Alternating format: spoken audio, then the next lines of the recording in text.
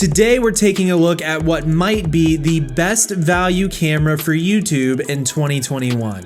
This camera is small, it's 4K, it has interchangeable lenses, a flip out screen, unlimited record time, crazy autofocus, and a ton of customization and features, all for a $700 price tag. We're talking about the Sony ZVE10. Let's go.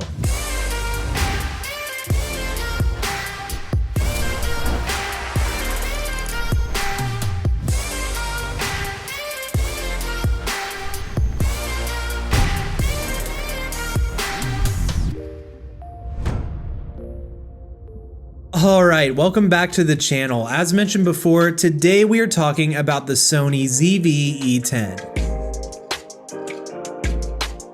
For starters, this camera can shoot in 4K. You can choose either 30 FPS or 24 FPS, and it also has slow motion modes in HD, which can go all the way to 120. Now, this camera has the same old sensor as a lot of the Sony a6000 line cameras. So if you've owned or shot with something like an a6300, a6400, or any of those type of crop sensor cameras, this is that same old sensor, and it's going to be very similar quality.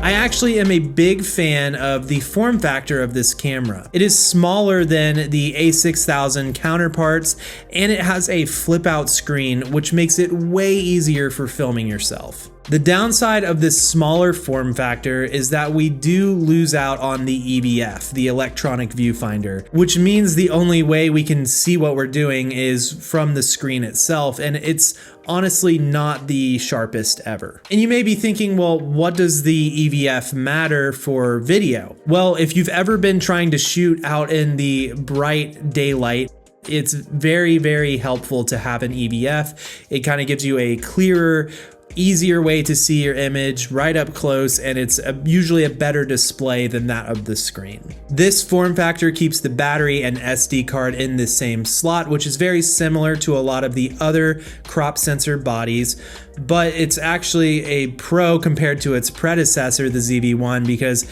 it doesn't interfere with the tripod mount. This camera has Sony's incredible autofocus system. The face detect and the eye detect are incredible. It works really, really well. It even offers the same modes as the ZV1, such as product showcase mode and the background defocus. All of that stuff is packed into here. All in all, the autofocus is incredible. Okay, let's talk about the slow motion settings of this camera because it gets a little interesting. This camera offers Sony's newer option for slow motion, which is the S&Q mode. This is intended to be easy to access. It will actually slow down your footage in camera so you don't have to do it in post. One downside of using S&Q is that there is no audio. The quality of the files are also technically lower than if you were to just change the resolution in camera to HD. Though in my testing, I really haven't noticed a difference. The audio on this camera is pretty great. It has both a microphone input and a headphone jack for audio monitoring. You can easily access and change the volume levels. And the onboard microphone does sound pretty good. Although personally, I would still use an external microphone. All right, and now we are using the ZVE10 onboard microphone. Cars are driving by, and I'm just trying to figure out how it sounds when it's coming by right about now. I'm going to continue talking just to see how this sounds compared to the Deity microphone. All right, right now we are testing the Deity microphone on top of the ZVE10 just to get a feel for how that will sound in comparison to the onboard microphone. We're right next to a busy street. There could be some cars driving by. A car is driving by right about now. I'm going to keep talking just to see how it will perform against the onboard microphone. This is the big difference between this camera and its predecessor, the ZV1. This allows you to use interchangeable lenses. This is amazing because it really levels up what this camera body is capable of.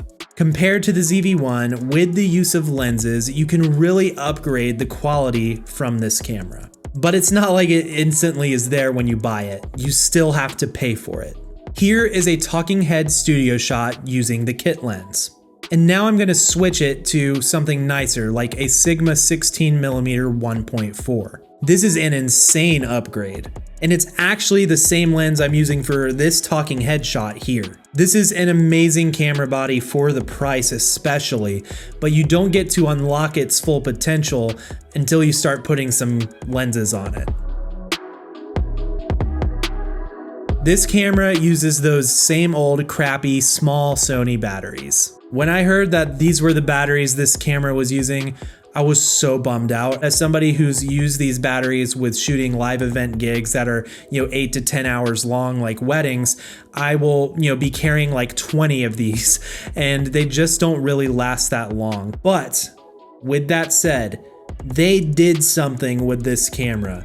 I don't know what it was, but the battery life from those small little Sony batteries just lasts longer in this camera. I even did a battery test to prove it. This camera recorded consistently at 4K using continuous autofocus for nearly 2 hours. That's nearly twice the length that I got out of the ZV1, which is to be expected because this is a bigger battery. But the interesting thing was it was well past what I got with the A6300, which uses the same battery. But for context, my A7 III was only at 60% when this one died out. This camera has the same stabilization settings as the Sony ZV1. No stabilization, standard stabilization, and Sony's active stabilization. And to be honest, the stabilization in this camera kind of sucks. You definitely do get a lot smoother footage from Sony's active stabilization mode, but it comes at the sacrifice of like a 45% crop, which is just ridiculous if you're trying to hold it out and vlog and film yourself, which I think is kind of the purpose of this camera. It's just way too uncomfortably close. But with that said, for other filming applications like getting B-roll or stuff like that, I think that the active stabilization is pretty good, and you could look at it as a pro because you can get a longer reach out of your camera if you're trying to film something at a distance. Okay, so I have mixed opinions about this camera. I would guess that a lot of you are trying to decide between the E10 and the ZV1. Here's my thoughts. I think that the ZV1 is probably going to be better if you're a vlogger. I think it will be more enjoyable to use, easier to bring around, small and compact, and I just think it will work better for that purpose. But if you're doing talking head videos on YouTube like this, where you're reviewing products and creating tutorials, I do think that the E10 will be a better investment, especially if you have a little bit more budget to work with up front and can invest in some glass. The two lenses I'd recommend getting for this camera are the Sigma 16mm 1.4 and Sony's 50mm 1.8. I do think that these two lenses paired with the E10 will give you a quality increase over the ZV1, but it does come at an over $500 price tag. Ultimately, I think the ZV1 is a great all-in-one solution, and the Sony ZVE10 is a great option that you can grow into. All right, everybody, that's going to about wrap up this video. I hope that you have enjoyed this and found some value from it. If you're interested in checking out the ZVE10 or maybe some of those lenses I talked about, I've put a ton of links down in the description as a resource for you. Before you guys leave, make sure to like this video, subscribe, turn on notifications, and as always, stay creative. Peace.